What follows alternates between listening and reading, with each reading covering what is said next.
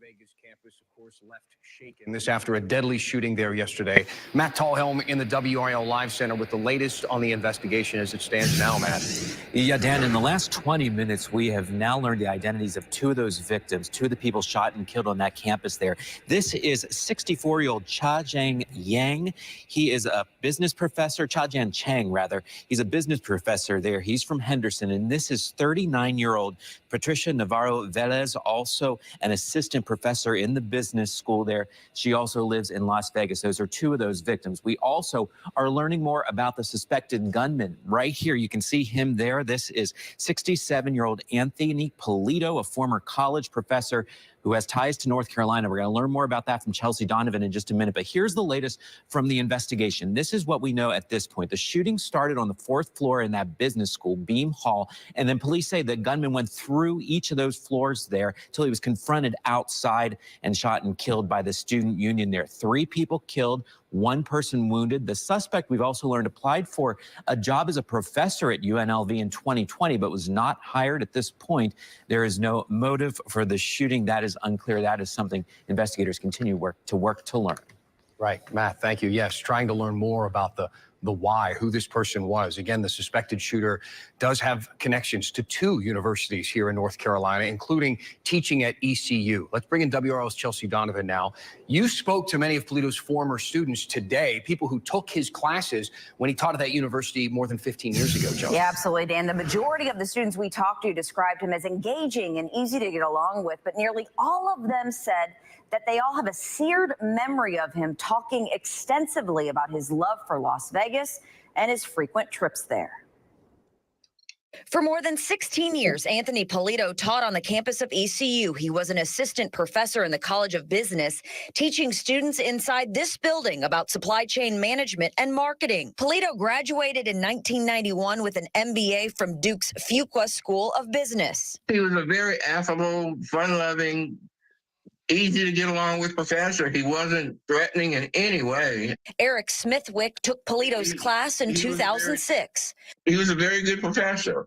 I would have rated him a very good professor. Students we talked to described Polito's affinity for the city of Las Vegas and said it was a constant topic inside the classroom. The majority of his focus was on the supply chain of Las Vegas. He talked a lot about going to Vegas, like when to go, really random. He talked just a lot about his trips to Las Vegas and how much he loved Las Vegas. NBC sources say he recently applied for a teaching job at UNLV. Polito's personal website also details his interest in the city as well. Police said the shooting started on the 4th floor of the building that houses the university's Lee Business School. They believe Polito went to several floors before he was killed in a shootout with 2 university detectives outside the building. 3 people were confirmed dead. Now, East Carolina University didn't elaborate as to why Polito resigned in 2017. At that time, he was a tenured associate professor. Very interesting. Chelsea, thank you.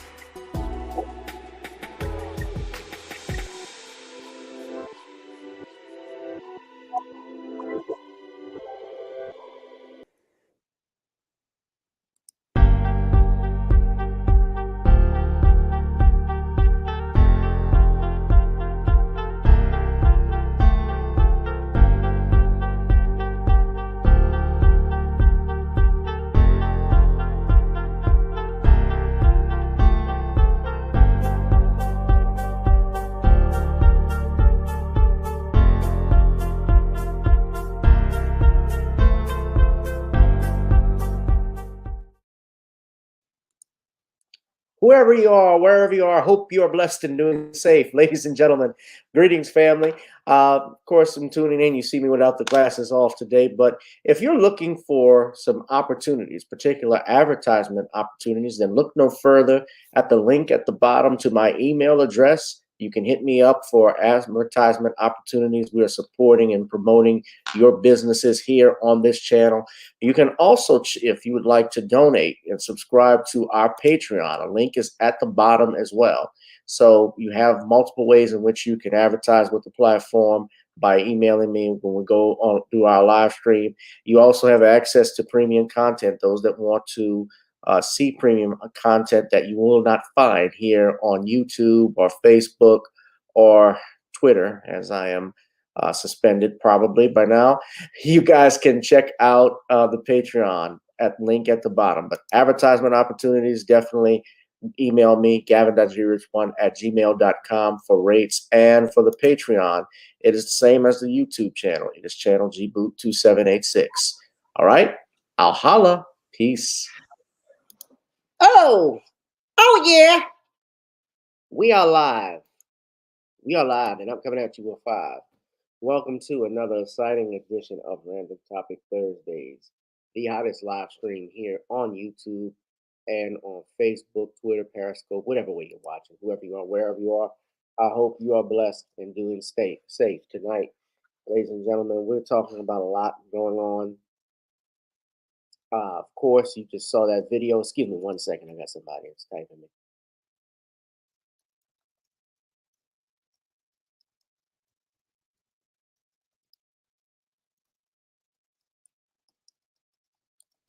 One second.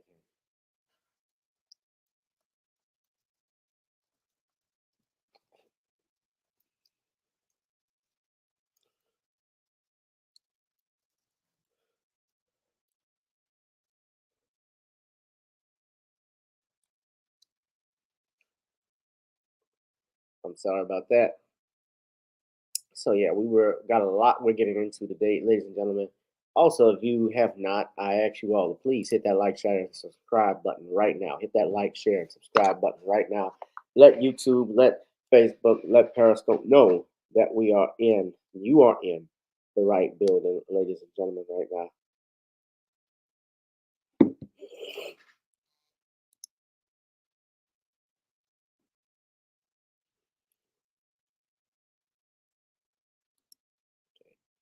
We're gonna bring in our brother. Of course, you can check out the Commonwealth of Pennsylvania versus William H. Cosby on Kindle. We had a great live stream Saturday with brother Andrew Wyatt from who is Bill Cosby's spokesperson. We talked a lot about things going on in the world, and some of that is what we're going to talk about today. But right now, we're going to bring in a friend of the show. He is a partner here every Thursday night. He comes on and collaborates. He is the author of several books, including the John Haynes series, as well as The Man Crisis and The Woman Crisis. You can check those books out on Amazon.com. Show your love for Mr. Shawn James, ladies and gentlemen. What's going on, Shawn? Good evening. I'm good, Gavin. How are you? I'm hanging in there, my brother. Hanging in there. So another day, another dollar. Trying to make it in the world. What about yourself? I'm all right. I'm just hanging in there. All right. You want to talk about your what you got lined up? Any new books? Well, the SJS Direct 2024 catalog is uploaded to KDP, and it's just about to be finished. I just got to get 2 covers, and I'll be ready to launch it in January of 2024, and that'll launch with John Haynes' Illuminati. But until then, you can pick up the 2023 books, John Haynes, Godbreaker, and John Haynes 1987 at Amazon.com and other online booksellers. Yeah.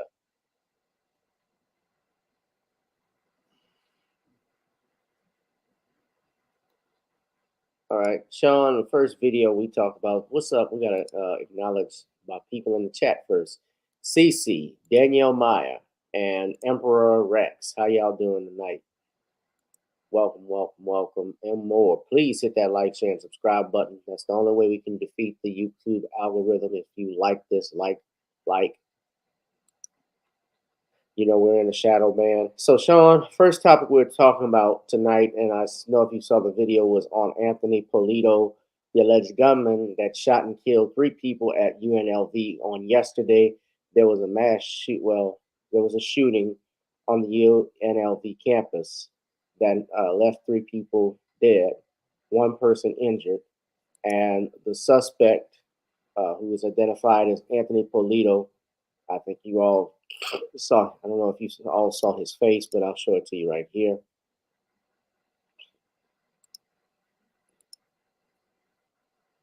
This is Anthony Polito in the bottom left-hand corner. Go after this door right over here where my friend's about to show you, okay? Keep your hands up, okay? Everything's gonna be all right. I just kept running until some police. I've seen him. I did a video on him today.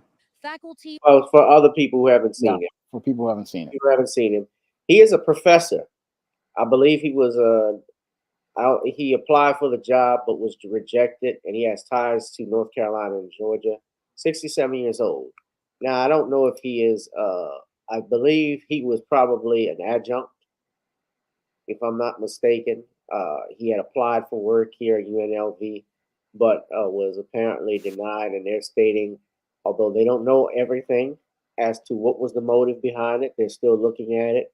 But what it appears to be, I can use the word appears, because no students were harmed in this, and that's a big thing, that this was something probably more, it could have been more personal. That's what it looks like to me. More upset at the fact he didn't get hired. And this was a man who was a business professor taught at the University in North Carolina, East Carolina University from 2001 to 2017.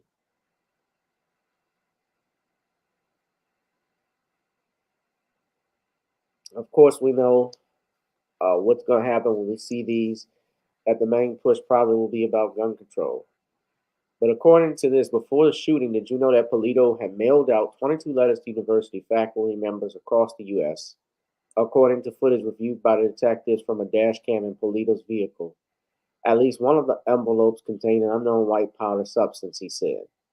Terrified students and professors cowered in classrooms and offices as the gunman roamed the top 3 floors of UNLV's 5-story Lee Business School around lunchtime on Wednesday. Polito arrived at UNLV at about 15 minutes before the shooting in his 2007 Lexus, Mayhill said. He exited his car, placed items in his waistband, and then entered the business school after 11:30 a.m. The first reports of gunfire came at about 11:45, so they say 15 minutes later. And they say the rampage ended around 11:55 a.m. when Polito left the business school and was confronted by police outside. The suspect's weapon, a 9mm handgun, was purchased legally last year. They're still investigating how many rounds were fired and so forth, but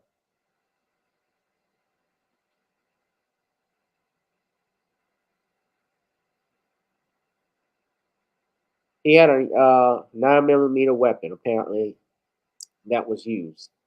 The 2 victims who were identified were Patricia Navarro Velez and Shashang Sherry Chang. Whitfield said the name of the 3rd victim will be released after relatives have been notified of the death. There was also a visiting professor who was 38 years old, who was wounded but is still hospitalized as of today. And what we know is that Velez was an accounting professor who held a PhD and was on research in cybersecurity disclosures and data analytics. And Chang was an associate professor at the Management, Entrepreneurship, and Technology Department at UNLV. Everybody, of course, remember 6 years ago, there was a shooting at the Mandalay Bay Hotel up in Las Vegas, where a gunman opened fire and killed 60 people, wounded over 400, allegedly, because I think there's still questions about that. But Shawn, what we know about this shooting, this mass shooting that took place, what are your thoughts on it? We've had conversations similar to this. It seems like time and time again, and it still comes up. Nothing changes. Well, my thoughts on this whole shooting in Las Vegas is that this definitely fits the pattern and profile for beta males that I talk about in my book, The Man Crisis. And from the recent information I saw in your video and some recent information I got from ABC News, it's looking like this professor was obsessed with Las Vegas and had created a fantasy world around working and living in Las Vegas. And as he created this fantasy world around living in Las Vegas, he basically hoped that this would come to reality. And when he got that rejection letter in the mail, I believe that's what triggered him to explode in a rage, where he planned this mass shooting. Because from the looks of things, this 67-year-old professor hoped to leave his job to go to Las Vegas to live his dream of working in Vegas and being a part of Vegas culture. But when that whole fantasy wound up getting shattered, that's when he wound up exploding in a rage. Now, from what I've seen, his behavior seemed to be very obsessive as related to him going out here and moving all the way from North Carolina or Georgia to Vegas and having next to no money because he was, according to ABC News, he had an eviction notice on his door. And Yeah. as he had an eviction notice on his door, that showed me that he basically gambled everything on the hopes of getting this job at UNLV to live his dream. And when his dream died, that's when he wanted to destroy the world around him. And as he looked to destroy the world around him, this is where the professor decided to go on this shooting rampage, hoping to make the people who rejected him for his dream job and his dream life pay. That's what I believe happened here with this professor. He was basically frustrated because he was not able to go out here and live his dream as related to going out here and living in Las Vegas. Now, this was all part of him creating his smooth world and being a part of his smooth world. And when he found out that his dream and all the risks he was going to take, the gamble to get there, were going to end up in nothing, this is where he went out here and looked to destroy all the lives of the people. That's what I believe he was planning all along.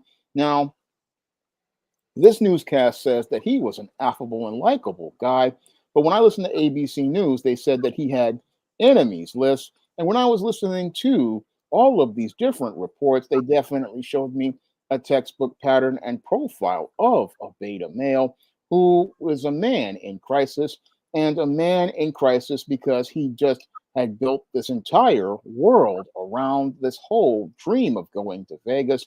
And as he built this dream and wound up seeing it shattered, that's why he wanted to go out here and participate in this shooting. So when I look at this whole situation, it definitely fits that pattern of profile of behavior I talk about in The Man Crisis as related to beta males and their rose-colored reality and their smooth world.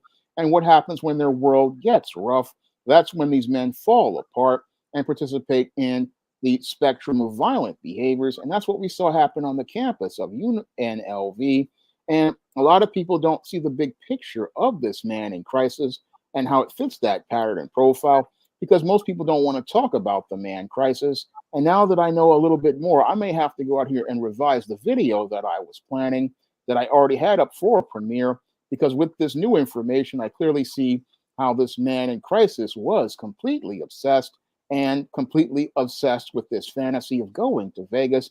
And after he crapped out on his fantasy, that's when he wanted to roll snake eyes for everybody all around him. Yeah. He wanted to roll snake eyes for everyone around him. Then he ended up getting killed himself. Which seems to be a pattern. You know, if you're going to take yourself out, go ahead, but don't take others out, innocent people out with you.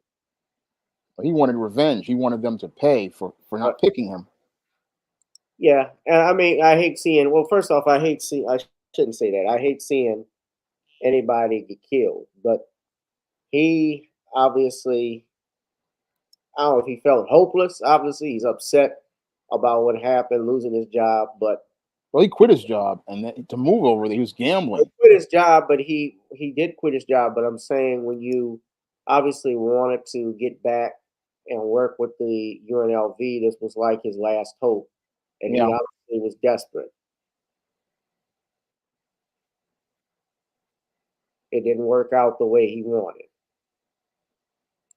And so he went on a killing spree. But, you know, this is it's a pattern of behavior you're seeing. You hate to keep seeing it over and over again. But, and he used and the key is he used the 9mm. This wasn't an AR-15 that was used. And now I bring that up because, of course, and I haven't even seen this video, guys, but I already know just when I look at it and we see who's on here, when they start to use, when they have congresswomen, congresspeople, I know exactly what they're about to talk about.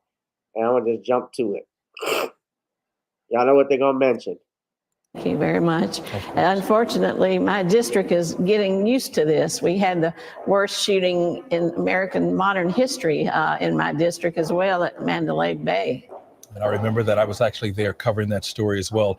This shooting happened at the university's Beam Hall. That's home to the business school. And you say, you know, one life is one too many. We've lost 3 people, but things could have been much worse because of where this happened. That's right. Beam Hall is next to Wright Hall, which is social studies, and the student union. It was around the noon hour. That's the end of the quad. Many students could have been there for lunch if the violence had expanded. You're right, 3 lives is 3 too many, but it could have been much worse. Absolutely devastating for those families. Congresswoman, you're a member of the Gun Violence Prevention Caucus. What is your response to anyone who feels that at this point, the government is simply failing to protect its people? Well, I would agree with them. I understand their frustration. Some of the people have turned sorrow and mourning into action. Our task force has introduced a number of bills to get the weapons of war off our streets. Bump stocks, multiple rounds of ammunition, automatic weapons, stronger background checks, red flag laws. All of that is out there. We just... Now, I just told you all, and you saw in the article, what the weapon of choice was used in this shooting. A 9mm is not a weapon of war. Those that know guns know that that's not a weapon of war. AR-15 is not even a weapon of war. You can't go into the military doesn't use AR-15s. And if you went into combat with that, you'd be a fool. They use M16s. AR-15 is a variant, and all AR-15 means is, it doesn't mean assault rifle. It stands for Armalite. That's the company that made it. But they're already talking about taking weapons of war, how we do stronger background checks. This was a handgun. Are you going to call and remove that too? You see the point I'm making? Yeah, I see it. Can't get it passed. The Republicans won't even hear it or bring it for a vote. We always give thoughts and prayers. Well, that's great, but it's not enough. People want action. And look at us compared to the rest of the world, how much of this kind of personal gun violence we have to experience. It's definitely been too much. Congresswoman, thank you so much for your time and for your work there on Capitol Hill. I'm not minimizing what happened here. Life was lost is terrible, but they get these congresspersons up on TV who obviously have not been around guns, who are not around the American people. And they talk about stuff, and they talk about infringing on your rights, especially your Second Amendment rights. And they don't even know the subject that they're talking about, what they're trying to get rid of. Getting weapons of war. Okay, you're talking about it, but guess what? This wasn't a weapon of war. This was a 9mm. This was a handgun. Same thing with the Virginia Tech shooter. He used a handgun to kill 20 people. And with the obsession this man had, he would have used anything. It didn't matter what weapon he had. I mean, he could have had a knife. He could have even used a vehicle as a weapon. They don't understand how when these beta males start becoming upset, anything can become a weapon. They used the car and ran over people. I've seen them use cars. I've seen them use trucks. I've seen even one use a plane. I've done videos on all of these type of these killers, and anything is a weapon to them, and no gun control law can stop them. The only thing that can stop them is an investment in men and trying to get these men a male intervention so they can understand how the world functions for men.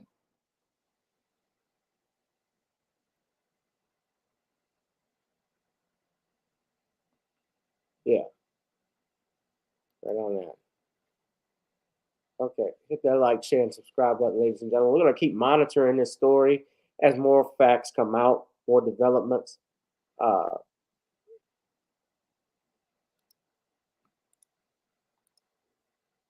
Make sure you all hit that like, share, and subscribe button. Also, if you'd like to donate to our channel, as you know, I'm not monetized. If you like me for my time, pay me for my time. We're sticking in the world of politics, Shawn. A lot has happened in the last couple of days.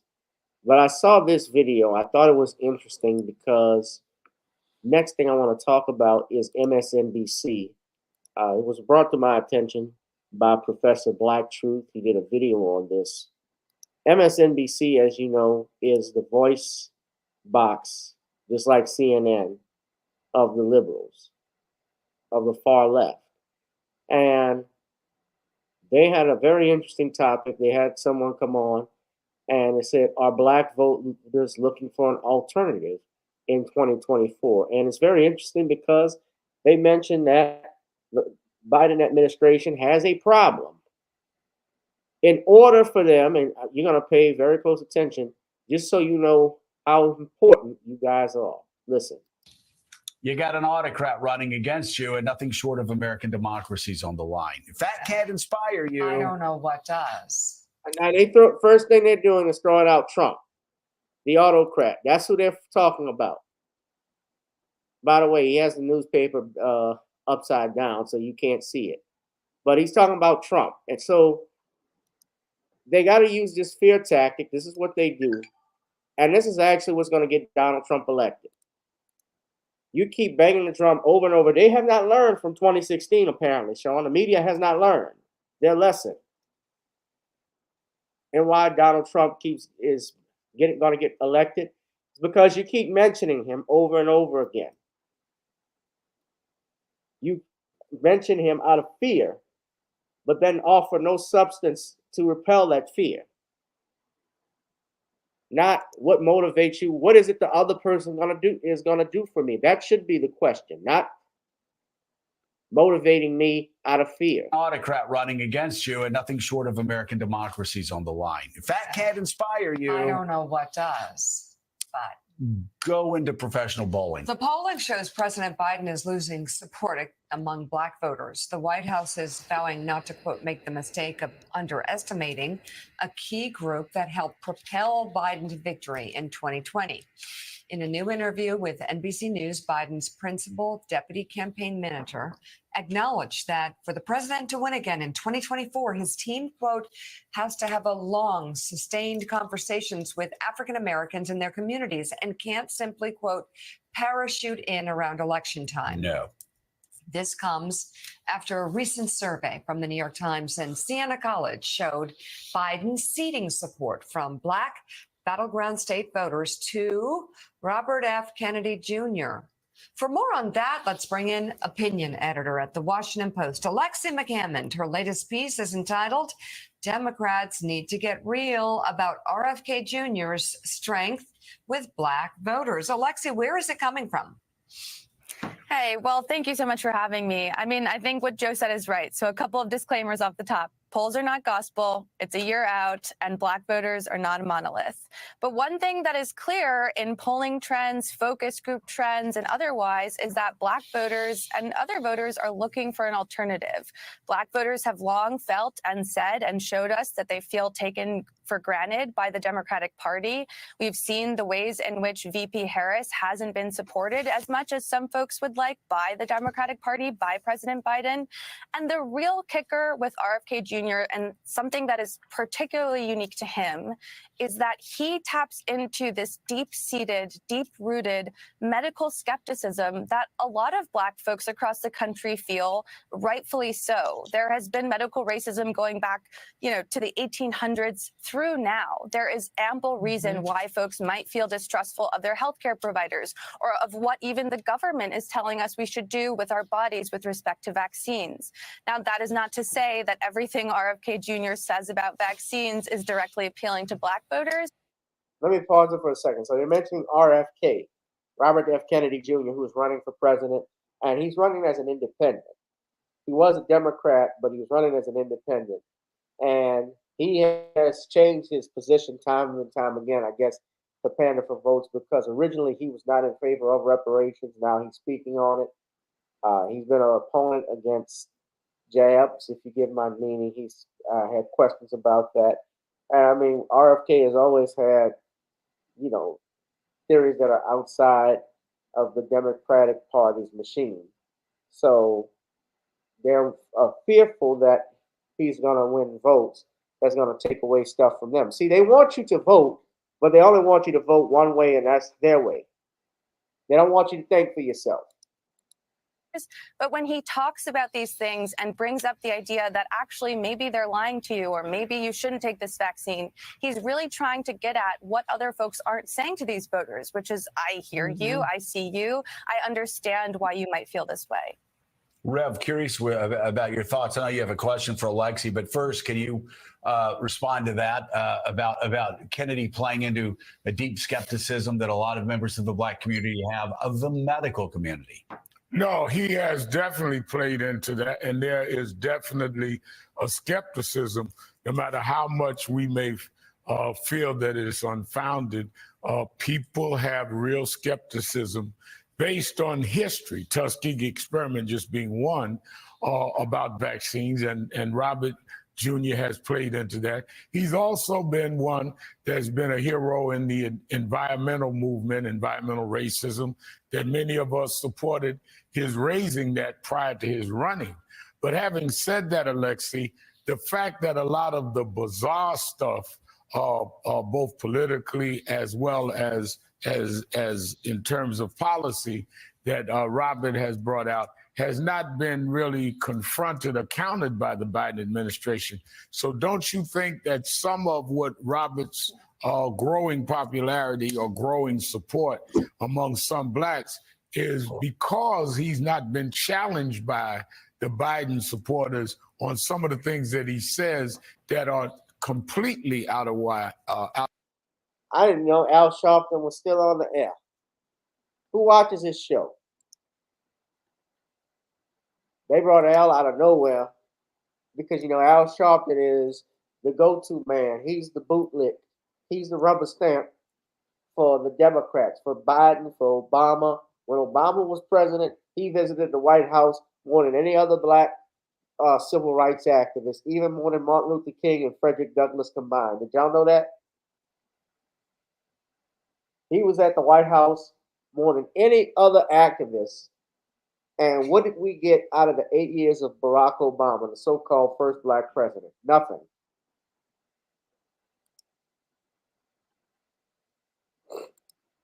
Out of line with the way a lot of blacks think.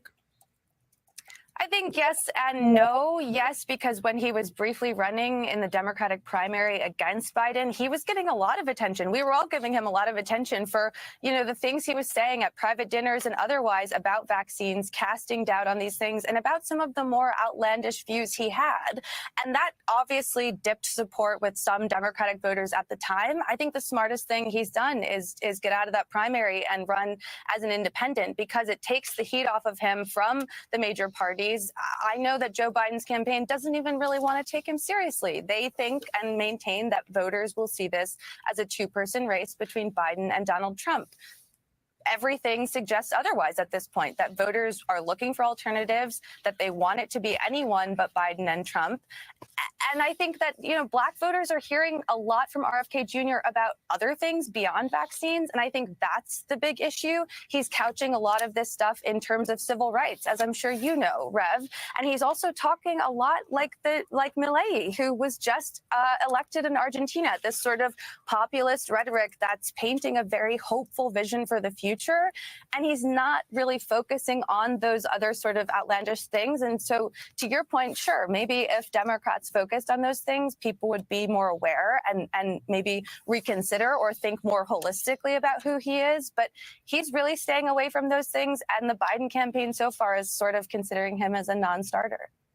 Jonathan, let me hear a few things. First of all, there is the obstacle of Robert Kennedy Jr. getting on the ballot. on a lot of states. We'll actually see as we move forward whether he's going to be able to do that or not.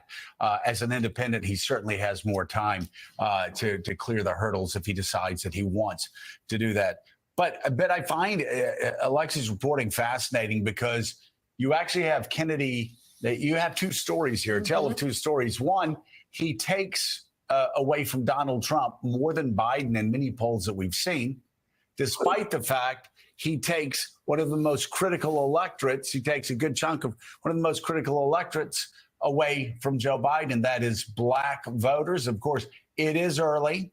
And I suspect that what will happen this year is what happens every year, though there can be a change that people come home, whether it's young voters, whether it's people of color. All of these outlandish predictions I heard going into the 2020 election ended up being outlandish. I suspect the same will be true here, but the Biden campaign does have to worry about this, don't they? Biden campaign officials are deeply worried about third-party candidates. Though they don't want to give them much in the way of oxygen by talking about them, at least not now. Still believing that many of them will eventually drop out between now and when the ballots are actually cast. But you're right, RFK Jr. Appeals to sort of the conspiracy theorist group that draws from Trump. But yes, maybe black voters from Biden. And of course, he's not the only potential third-party candidate. Jill Stein, Cornel West, who might have some appeal to black voters. Joe Manchin is also considering getting in, maybe under the no labels banner. So, Alexa, no, we're gonna lose our Negroes. That's morning, Joe. We're losing our Negroes one by one. Oh my God, RFK is gonna steal them. That's what this reeks of. Shawn, give your takes. I've given mine. I want you to. Well, it looks like the MSNBC leftists are wetting their pants about the fact that more black people are not looking to vote for Joker Joe Biden. And black people have no reason to vote for Joker Joe because he told them to their face in 2020 he wasn't going to do anything for black people. So we have no reason to take our booties to the poll to go vote for Joe Biden to save their precious democracy. And since there are no tangibles on the table, black people have no reason to go take their booties to the poll to go out here and stop the evil Donald Trump, because the blue party has shown us how much contempt they have for us.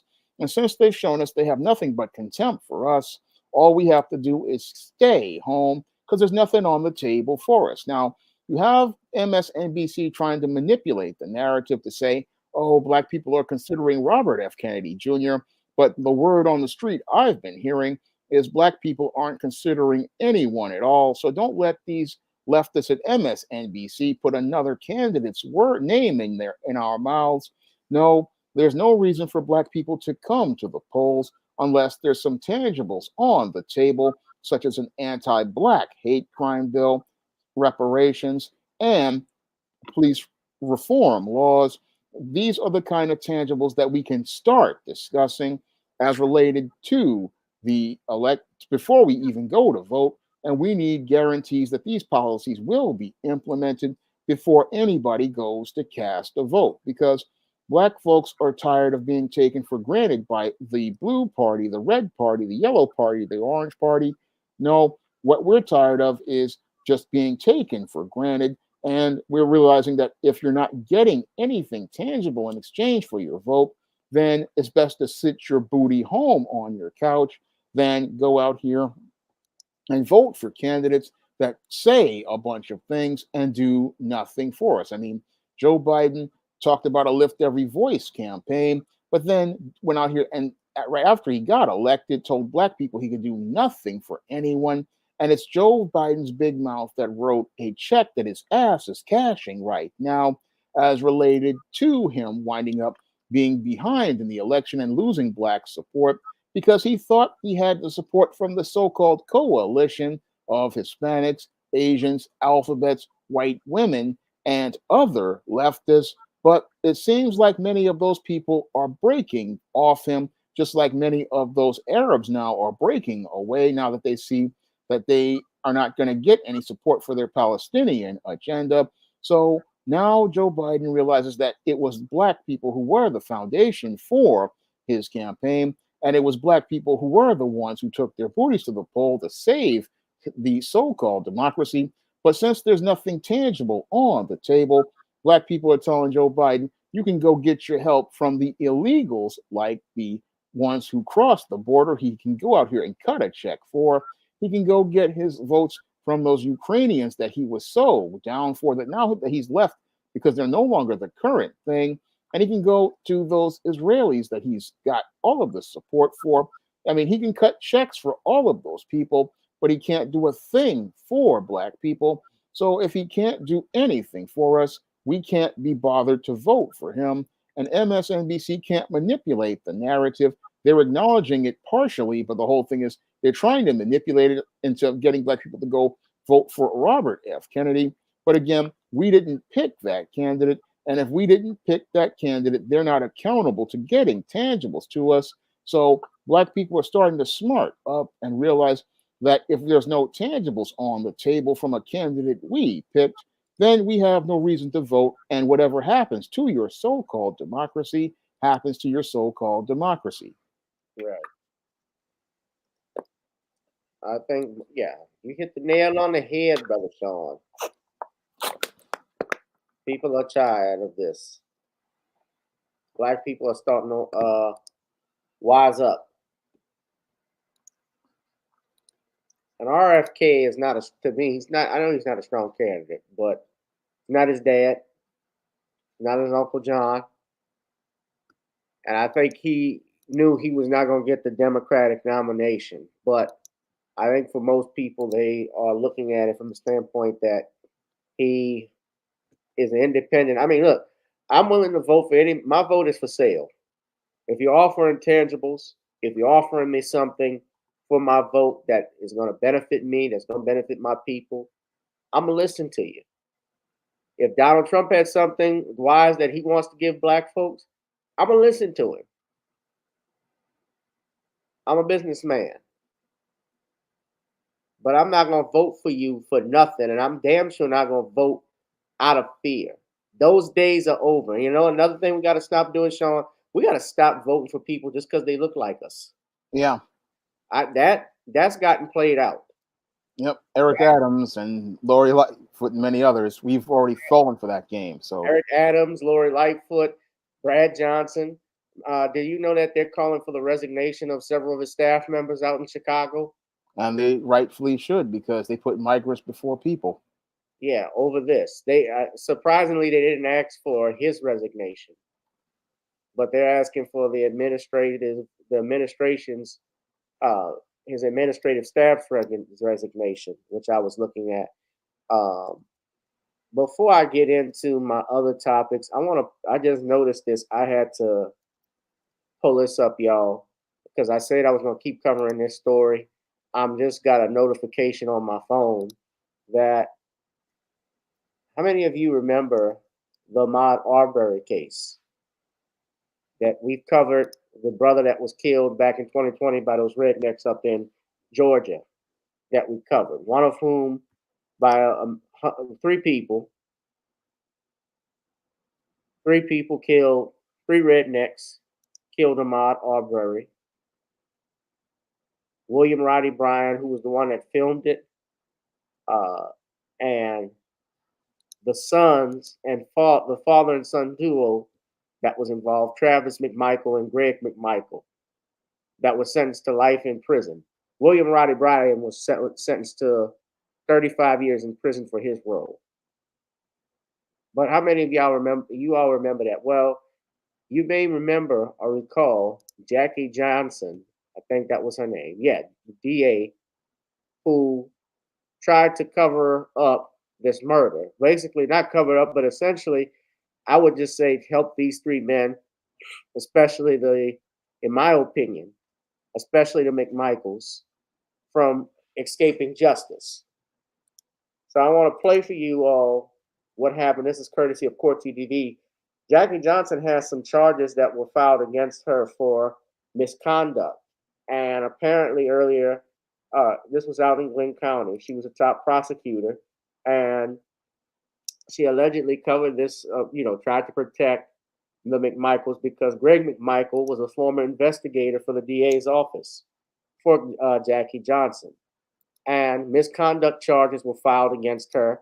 And courtesy of this was a voicemail that was sent to Jackie Johnson after the incident by Greg McMichael. So listen. This is Greg. Can you call me as soon as you possibly can?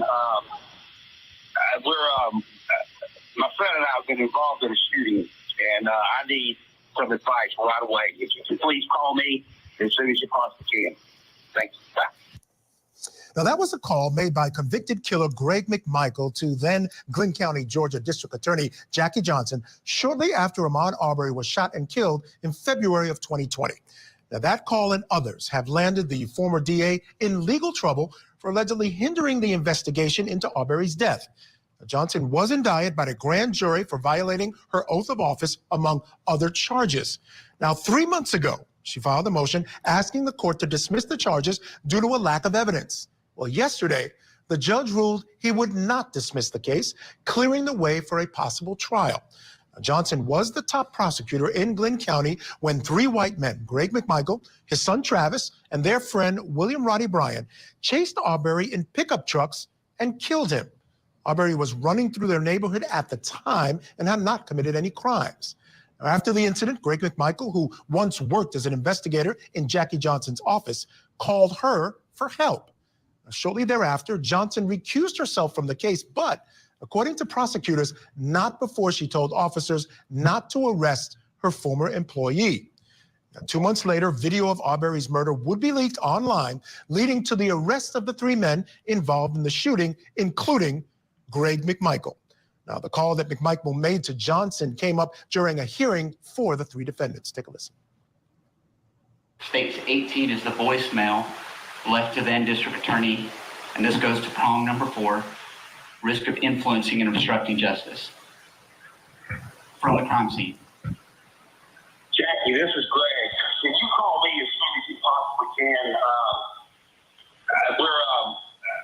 My son and I have been involved in a shooting, and I need some advice right away. If you could please call me as soon as you possibly can. Thanks. Bye. This evidence shows from day 1, there was an attempt by these defendants to influence and obstruct the investigation of this case. As to all the evidence that was presented from defense's witness regarding Greg McMichael's former employment as Glynn County law enforcement, in rebuttal to that, we have the post record States Exhibit 20, which you've heard about today. And I want to be clear on this, Your Honor. I am not saying, the state is not saying that the effect of these phone calls and discussions, voicemails to the DA, then that it had the desired effect. That's not the standard that the court must look at. You must look at whether the defendant had the intention of obstructing and influencing the investigation. And that's the purpose of this evidence, is to show that he wanted to influence and obstruct this. So the standard is pose significant risk of intimidating witnesses or obstructing justice. And that's the evidence that we're presenting before the court now. Now, the 3 men, as you well know, were eventually tried and convicted in November of 2021 for killing Arbery. Now, 2 months before the verdict, a grand jury indicted Jackie Johnson for her alleged role in delaying that investigation. And Lee Merritt, one of the attorneys for Arbery's family, reacted to her indictment. With regard to Jackie Johnson, what was presented to the grand jury was first evidence that Jackie Johnson had a relationship with Gregory McMichael, the father of the shooter, Travis McMichael, that immediately became involved in the case. The first phone call that Gregory McMichael made from the scene of the shooting was to Jackie Johnson saying, "I'm in trouble and I need help." And instead of opting out and saying that she had a conflict, she called the subsequent prosecutor, George Barnhill, and began to discuss and get his advice on the case before ultimately referring the case over to him without disclosing to anyone that she had referenced him for this case or that he too had a conflict concerning Gregory McMichael. And so the prosecution will show that she violated her oath of office, that Ahmaud Arbery and his family wasn't given a fair shake at justice from the beginning because she put her thumb in the scale by using relationships that she had developed over time. Now, Johnson is being represented by Brian Steele. Does that sound familiar? That's the same attorney who's representing rapper Young Thug in his racketeering trial happening in Georgia right now. and no word on when Jackie Johnson's trial could start. And again, it's been delayed over and over because Brian Steele is in fact involved in that Young Thug trial. So it could be some time before we get to trial on that case, if in fact it goes to trial. Still with me, of course, is criminal defense attorney, former prosecutor Marie Pereira, and also Deputy Chief of Investigations for Gwinnett County, Georgia, Curtis Clements. Again, thanks you guys for being here. And Curtis, I'll start with you. It makes sense to me. You know, it's not odd to me that Greg McMichael would choose to make that phone call first. If you work next to power and you're someone who's in a very similar position to what he was doing, at least at some point in your career, you've moved beyond that now. But at the end of the day, it makes sense that he would make that call and maybe seek advice or maybe even a little help. Well, as the top prosecutor in the county, you have to hold yourself to a higher standard. And what happened here is, where do you separate the line between friendship and fair and equitable justice, and ensuring that this investigation is transparent and is untainted by friendship or any other means that will cause this jury or the public to go awry? Yeah. You know, what's interesting, Marie, is as most folks remember, one of the big issues in that case is, remember, you heard Lee Merritt talk about a phone call she made to District Attorney Barnio. Eventually, he decided to not press any charges. He saw the video that the world saw and still decided not to press any charges. Again, creating this appearance of impropriety. Big problem in this case. What do you think about these charges? She abused her power. And the only reason why Father McMichael called her is to say, you know what? Be part of the good old boys racism club. I heard this black boy. I didn't do anything, and I need for you to stop this, nip it in the bud. To obstruct. So let me just stop there. What everybody is hearing and what happened is basically a judge denied dismissing this case. Judge is not going to dismiss this case against her for misusing her office. This was over a week ago, by the way. You can read the article back on November 28th of the AP. Judge rejects efforts to dismiss case against DA charged in aftermath, Ahmaud Arbery killing aftermath. Senior Judge John Turner comes 20 months. This page ruling came 20 months after defense attorneys for the district attorney, Jackie Johnson, filed a legal motion arguing the case against her should be scrapped for lack of evidence. Johnson, of course, was the top prosecutor for coastal Glenn County, where white men in pickup trucks chased and killed Ahmaud Arbery on February 23rd, 2020. So the judge just flat out denied it, and they're going to obviously have to pursue this trial in court. Shawn, what do you think of this incident?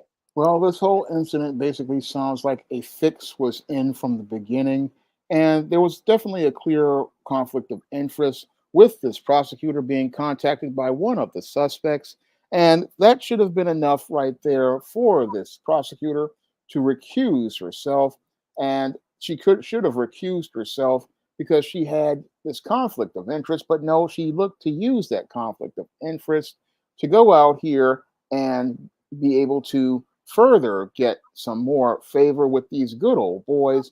So she wanted to go out here and do them a solid by protecting them from the murder they participated in as related to this black man's life, Ahmaud Arbery, in an effort to try to maintain clout with these good old white boys.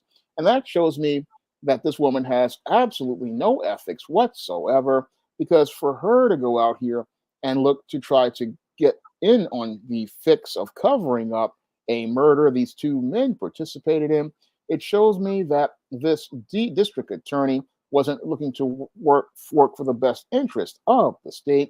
She was working for the best interest of white supremacy. And what's happening to her right now is that she's being held accountable for the crimes she possibly would have committed by looking to go out here and try to get this case thrown out. I mean, what she was participating in was a travesty of justice. I mean, this goes completely against the oath that this woman took after she was voted into office. She was basically giving preferential treatment to possible suspects, and that goes against everything a district attorney is supposed to be about. I mean, a district attorney is supposed to be looking out for the best interest of the state and the people, not looking to go out here and get favors for people as related to getting them out of a jam they got themselves into. I mean, this woman basically is just, she's not fit for office if these charges are true. And they have to be serious charges if the judges are not dismissing them at this point.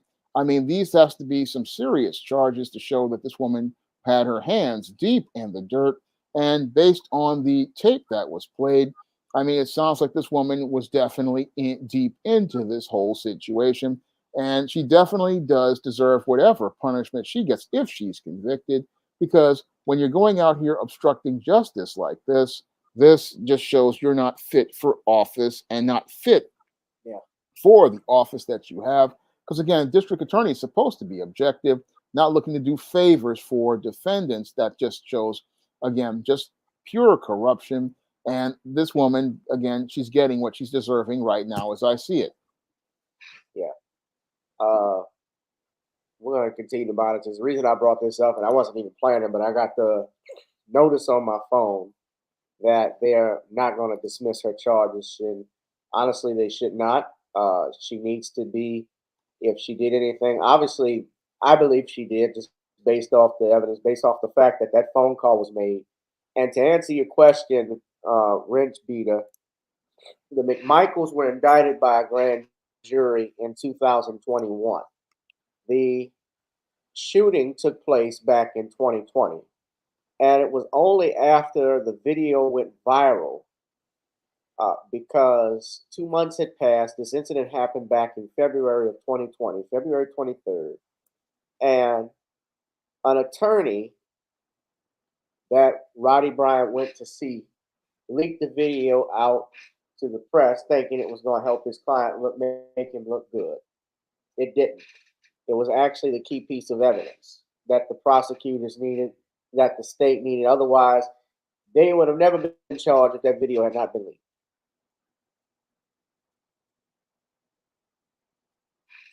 Right? Now, one of Johnson's defense attorneys, this is interesting, is Brian Steele. He's representing Young Thug, as you saw in that video. So she obviously has a very popular lawyer, good lawyer, which she needs. And, we don't know what will happen. But, yeah, he honestly needed to be prosecuted.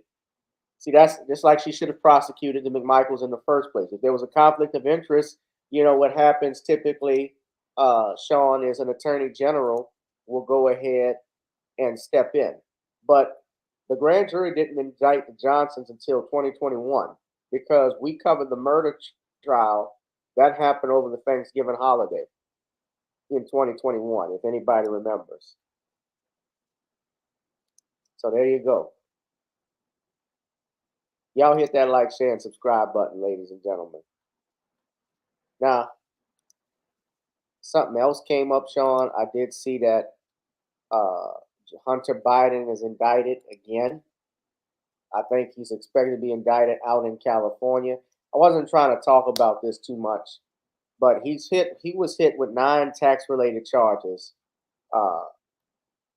Remember, he was indicted on the federal gun charges in September, but now he's indicted on some tax charges, 9 of them, and this is out in California. And this is in the backdrop of the president's looming 2024 election. I wasn't planning to touch on it, but if you want to touch on it briefly, give me your thought, or however long you want. Well, I would need more information on it, so I'm not going to say anything until I get more information on Hunter Biden's indictment because I really want to get all the evidence in. Okay. Well, you can all look at the article, but essentially what they're saying is it's 3 felonies and 6 misdemeanors. There's also an additional federal firearms charge in Delaware that alleging Hunter Biden broke laws against drugs users having guns in 2018. They come after the implosion of a plea deal over the summer that would have spared jail time. Hunter Biden spent millions of dollars on an extravagant lifestyle rather than paying his tax bills, according to special counsel David Weiss in a statement.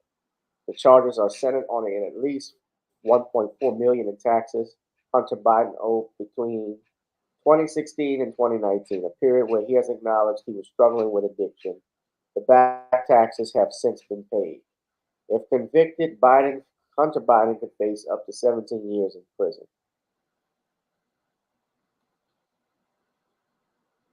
Wow. Well, this certainly doesn't help the president. And I don't know how Biden is health-wise if he were to survive a presidency. Even in his presidency, if he gets convicted, do you see him pardoning his son?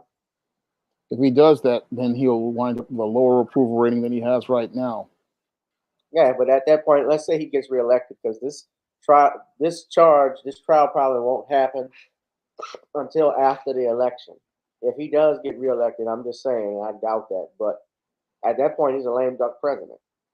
Yeah, but then the country gets what it deserves, because you would have to be a special brand of stupid to vote for Joe Biden with the country being in the state that it's in right now. Stupid is as stupid does. Yeah. And that's when people stop having sympathy for America, because they go, you are the one making these bad decisions. It's like the black woman who dates Pookie. People look at you and go, that's you. Yeah. Hit that like, share, and subscribe button, family. All right. Last but not least, I want to talk about this Stephen A. Smith, Molly Querum. I call them the worst. Now, of course, this is ESPN. I don't really watch it as much as I used to, and I know what they're about. This doesn't surprise me, but I got to talk about I got to talk about Stephen A. Smith, because Stephen A. Smith and Molly Querum have a certain tone. The Negroes at ESPN, racist ESPN, and even Fox Sports to some degree have I don't know what it is with sports and athletes, but they have a certain way they like to talk about black people versus whites. There's a certain pattern that they have in their treatment of black men on their channels versus white athletes. Case in point, Shawn, we talked about Andre Giddy last week. Stephen A. Smith gave a video about why the coverage between Giddy and other black athletes, basically Malika Andrews, was different. He even made the point of comparison of mentioning that versus Vaughn Miller. Vaughn Miller was accused or had an arrest warrant issued for a domestic violence charge, which, according to some reports, his girlfriend has even said didn't happen. But nevertheless, once you get the police involved, once they're called out, they don't dismiss these charges.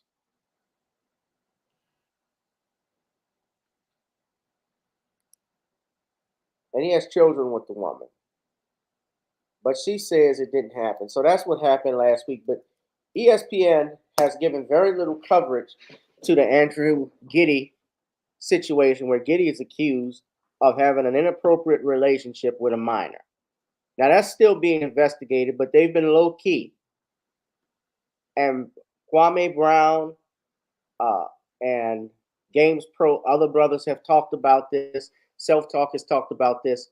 But there's a certain way in which they deal with men, black men and white men. And the example is in this video. Now, you remember last year at a New Year's Eve party, Dana White, Shawn, you remember this story. Dana White, the leader of the UFC, slapped his wife on camera. Now, before that, in fairness, she slapped him. They both admitted that they were drinking. But Stephen A. Smith came to his aid. And you're going to see this video courtesy of Brother Self Talk. Hold on.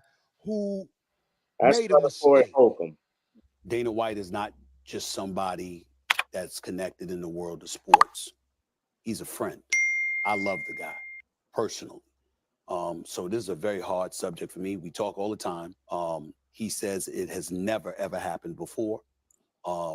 He's completely ashamed and utterly disgusted with himself that he finds himself in this situation, that he would ever have done such a thing to a woman he's been married to for 30 years. who's the mother of his 3 children. He asserts that it's never happened before, that it was completely out of character. And she even pointed to the fact that they were out and they were drinking and all of that other stuff as well. And, you know, all I can say is that, again, he has spoken out against men who put their hands on women before, and whatever punishment you would exact under these circumstances to somebody else is what he should apply to himself. And I don't judge people by their worst moment. I agree with you on that punishment part. And the other piece that I just want to say, as a woman, it was also his wife's hands on him. So no one should be putting their hands on anyone. Okay. Male, female, female, male. Dana White is not just somebody I know in sports, nor you. He's a friend. Yeah. I love him. You know, he knows that we're on this air. He knew ahead of time. I love reached Dana out to White. him to let him know. I love you, boss. Like the little boy that was, he like the brother that was crying in Remember the Titan. Remember the black man who was crying when his white player who was racist formerly to him got paralyzed from the waist down. I love you, man. They ain't gonna beat under the black and white shirt. His lip was quivering more than a dude from Boys to Men. Oh God, give me the reason. Y'all remember that? No, I would be talking about this morning. He knows that he crossed the line that he has never crossed before, and that he swears he will never cross again. And he's incredibly ashamed He's of giving himself. him the benefit of the doubt. And that's just where we are right now. Now look at how he talks that's about all I'll Bob say. Miller. Don't hit women. You just saw Dana White hit the woman and you took up when it's the brother. The girl said he didn't hit me. Your whole thing was, don't hit women. Don't put your hands on no woman. Now, I remember one day Stephen A. Smith said something about women and the drama they bring on themselves, and they canceled his ass. They made him lick hole to come back on the show. And ever since then, he realizes how to be a good boy. When Dana White hit his girl in front of everybody, it's, oh, this is my friend. He's not a bad guy. But Von Miller, it was a report out about him. Right. And what Corey Holcomb is saying is true. A report was out. There's not been any proof that Von Miller did anything. The Bills actually are still allowing him to practice. They're letting the legal process play out. He's innocent until proven guilty. You know, she's denied it. And look, it's not the first time. Look what he did with Kevin Porter Jr. when it was reported that I played the video last week. You were here, Shawn. He reacted completely differently, and was talking about how, you know, he needs to be thrown under the jail. Well, they had to dismiss one of the charges against Kevin Porter Jr. because the so-called injuries to the woman didn't happen. She's even saying it didn't happen.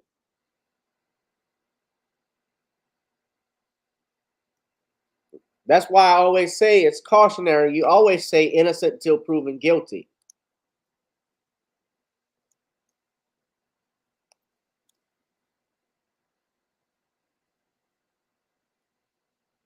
You wait. She's claiming there was no assault. But listen to the difference. And your whole thing was, don't put your hands on no woman. First things first. Watch. We don't know all the facts. We heard this report. Obviously, an arrest warrant being issued is a very, very serious matter. Without knowing anything, let's just make sure we make this general statement that everybody at this table will agree with. Keep your hands off women. Do not put your hands on women if you are a man, period. Let's get that out the way. Nobody should be putting their hands on anybody, man or woman. I've had to represent women, a lot of women who slapped the hell out of their men to the point they gave him a black eye. The man has cuts and bruises, scratch marks on him. I've had to do some of those. Now, you do have some cases and some instances where there are women who are in an abusive relationship. There is such a thing called battered wife syndrome in the law. They've used that in a lot of murder cases where a woman kills her abusive lover or abusive husband, boyfriend, or fiance, whoever, and they want to say it's not self-defense, but they find out there was a history of abuse. They've actually allowed that into these cases to be used. Having said all of that, on a separate issue, there's something going on in the NBA with Josh Giddey. And what I've said and what numerous others have said is we don't know all the facts. So if we have to take that position with him, with allegations of dealing with a minor, and we want to sit up there and say, wait until we have all the facts, same thing to Von Miller. But it does not look good for him to be in this situation. There is nothing good about this for him, nor the Bills, nor society as a whole. What about fucking around with what about messing around with minors? Nigga, what? You just said I don't know all the facts. These are allegations. You said you had to be careful. Why you weren't? You offended Malika Andrews saying they had to be careful because they didn't know the facts about Andrew Giddey. We don't know all the facts. We could get sued. You don't think you could get sued about talking about Von Miller? They made you tuck your tail in between your legs years ago, Stephen A., when you came out about Ray Rice and how women ought to be careful about bringing stuff on them. And I understood what you were trying to say. And it made you apologize, and you were suspended for 2 weeks. And now you're begging ESPN for more money. You want to be the highest paid anchor, highest paid personality on ESPN. Like you said, your job is to make as much money as you can for your bosses and get a piece of it. You work for boss.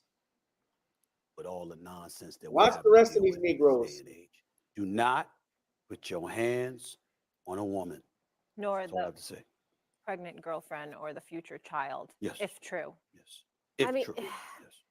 it's again, we don't have the facts. It's disturbing. troubling, especially, the Bills have had sort of issues before with kickers and stuff like that. Keeping your hands to yourself. Like, come on. You shouldn't even have to be saying these things in this day and age. You would think, right, with all these type of incidences that keep happening, like, keep your damn hands to yourself. That is not Which where you we want. all condemn. Yeah, realize the gravity of that. It's just ridiculous. No matter what the situation is, you cannot. You do not touch a woman. Okay, that's Corey Holcomb calling out Stephen A. Smith on his live stream. I'll have the full link to that down below, so you guys can go over there and subscribe up. Completely different. Completely different. And the reason why Corey Holcomb and others are calling out Stephen A. Kwame Brown is because people listen to you. You have a platform bigger than us, and you are talking down as a black man, although that hairline is suspect, about other black people. Now, listen to this. Look at Molly. I said, Molly. Would you listen to Molly? Because this is the same thing that Stephen A. Smith got fired for. What Molly is about to say, Stephen A. Smith got suspended and fired for. But in this scenario, when it's a black man, when it's Von Miller, they bring up Molly. They bring up a black woman, I think 2 black women, and a black man and another black man, and Stephen A. And they all have a roundtable discussion condemning this situation.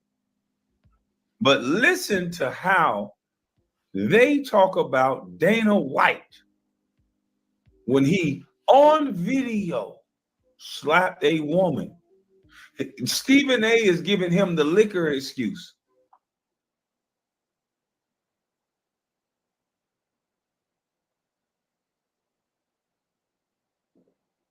All right. So you heard that? Should be putting their hands on anyone. Okay. Male, female. Oh my God. That's what he was talking about. But Shawn, go ahead and comment on this Stephen A. and Molly Karam and these other. Well, with Stephen A. Smith, he's just another bootleg, just saying whatever his paymasters tell him to say. And when it comes down to black people in sports, he's going to always have something negative to say about black people in sports because that's what his paymasters want him to say. They basically want him to parrot the narrative that these black men are guilty until proven innocent. They're violent black brutes that are completely out of control. And that's the narrative that Stephen A. Smith's paymasters pay him to say. And he's out to get a cut of that money. So he's going to go out here and say whatever they want him to say. Now, when it comes down to the white guys, like the creepy pedophile basketball player, he's innocent until proven guilty. We don't have the facts yet. And when it comes to Dana White, he's a friend. So he's not going to say nothing bad about the slave master's friend. So that just shows me another reason why we just shouldn't be watching any sort of mainstream media, because mainstream media is anti-black. And when it comes down to this mainstream media, all they're going to do is push anti-black narratives regarding black athletes, black entertainers, black anybody. And they're going to look to demonize the black person in their media. And what's even worse is going to do is go find them a bootleg like a Stephen A. Smith to go out here and say all the negative things about black people that the white people in media can't say. What they do is get the black bootleg to go out here and be their mouthpiece, or as one guy, Mad Black, calls them, a bigot-proof vest to stand behind, have him make all the racist statements they want to say so that the white reporters won't be called a racist.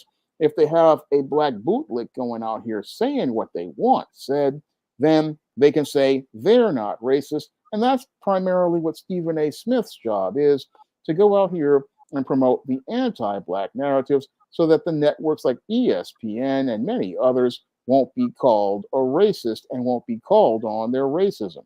But that's all what Stephen A. Smith's job is.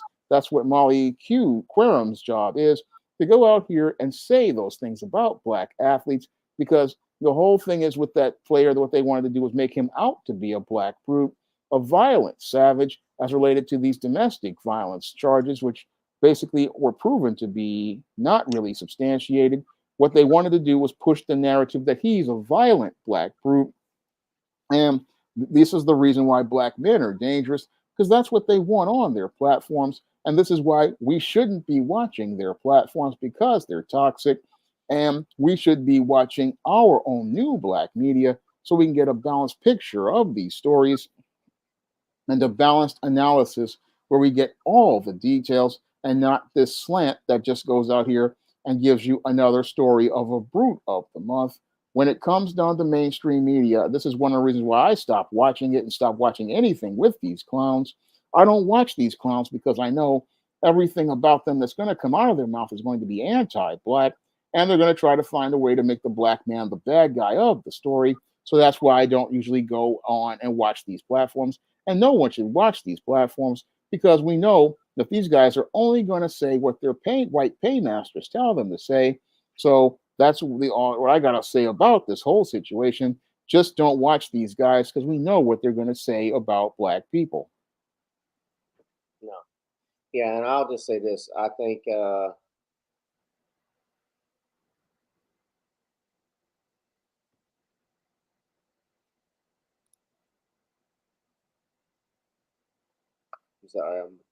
yeah, Stephen A. Smith, Molly Rose, I mean, even to a degree, Shannon Sharp, they've all do, well, Stephen A. Smith before Shannon, but Shannon has even done a little soft shoeing. But Stephen A. Smith is like the biggest coon on ESPN in sports. He's the biggest sample, the biggest sellout. And he's already on here. I don't know if you saw this, but this was recorded to Deadspin. He went on a broadcast complaining that he should be the highest paid personality on ESPN.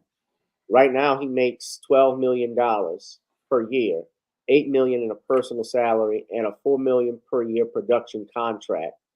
Pat McAfee, I want you to look at this. The punter, he has a show on ESPN that he just started back in May. Worth $85 million for 5 years.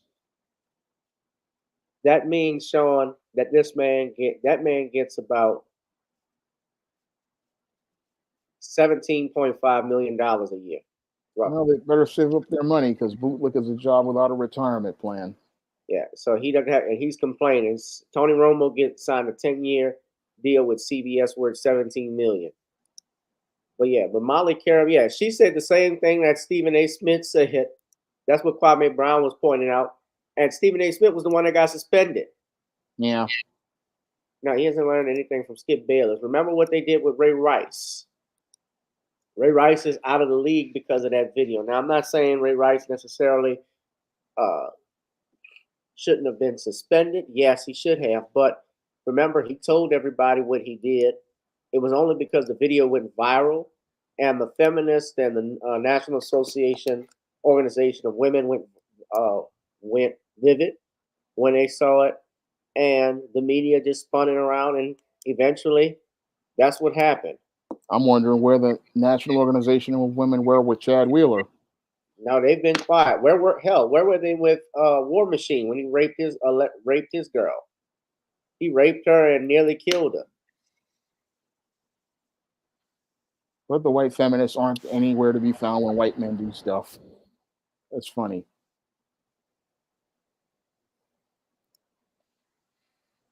Yeah.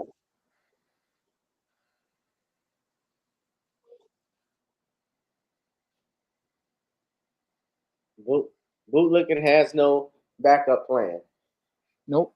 No retirement plan for the black bootleg.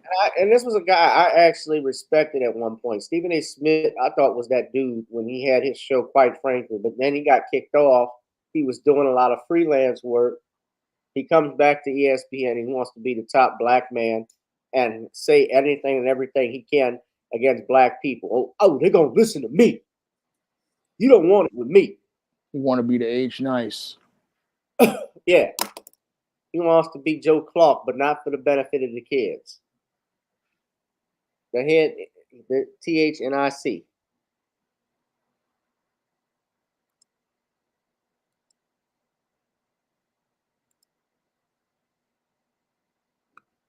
End of discussion. Debate is over. You will write a formal apology to Mrs. Elliott, Darnell, and to the women for your thoughtless innocence in this community. You will step and fetch. You will kowtow. Get used to it, because contrary to public opinion, I'm the head nigga in charge. Benson, Lean on Me. Robert Guillaume and Morgan Freeman going at it. Classic scene. All right. We're going to wrap this one up, Shawn. If you want to do a plug-in, go ahead. All right. You can pick up the books of the SJS Direct catalog on Amazon.com in paperback and Kindle format. Many of the books on the SJS Direct imprint are positive black fiction that will inspire and uplift you and will make great gifts for you and your family this holiday season. And speaking of the holiday season, ladies and gentlemen, please purchase Be My Baby for Christmas on iTunes, Spotify, and Amazon. But get it on iTunes, ladies and gentlemen. I'm pushing that song. If you love it, play it. We're going to play it all through the year. Ladies, till the end of the year, Be My Baby for Christmas. That's my latest Christmas song. That's my latest single y'all can listen to. All right. All right. Shawn, anything else? Oh. Shawn left, and I was going to ask him what his live stream was going to be about, but that's all right. I'll get a text message. He left. He probably had to go potty. All right. You all be safe. Be blessed. That was a great broadcast. Great night. We might, I don't know if we'll have another guest again. I'm sure we will. Over the weekend, I'll find out. But y'all be safe. Be blessed, ladies and gentlemen. This has been another great live stream. This has been Random Topic Thursdays, the hottest live stream on social media. I'll holla. Peace. Thank you, Danielle. Thank you, Keating. Thank you, Cheryl Massey, for your donation. Wrench Beater, all Keating Walk. Yeah. Thank y'all. Peace out.